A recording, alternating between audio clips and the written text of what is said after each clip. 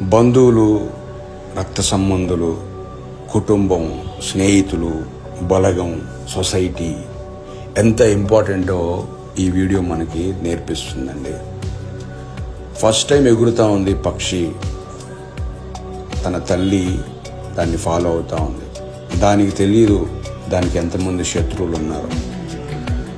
శత్రువు వచ్చింది, దాన్ని అటాక్ చేసింది. అటాక్ చేయగానే దాని తల్లి ఊరుకోలేదు, దాన్ని ఫాలో అయింది.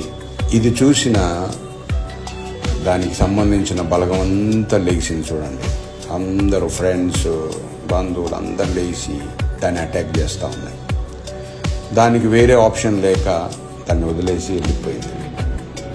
చూడండి, ఒంటరిగా ఉంటే ఎంత ప్రాబ్లం అయ్యేదో.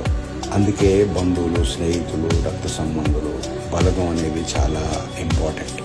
అయితే బాధాకరమైన విషయం ఏంటంటే ఈ రోజుల్లో ఒకరంటే ఒకరికి పడకుండా పోయింది. నేను గొప్ప అంటే నేను గొప్ప అనుకొని విడిపోయే స్థితికి వచ్చేసింది. ఎవరి మాట వినే స్థితిలో లేరు. ఎవరి స్వార్థం వాళ్ళది అయిపోయింది. ఎవరి బెనిఫిట్స్ వాళ్ళు చూసుకుంటా ఉన్నారు. అయితే ఇలాంటి మంచి సొసైటీ క్రియేట్ అవ్వాలని కోరుకుందాం.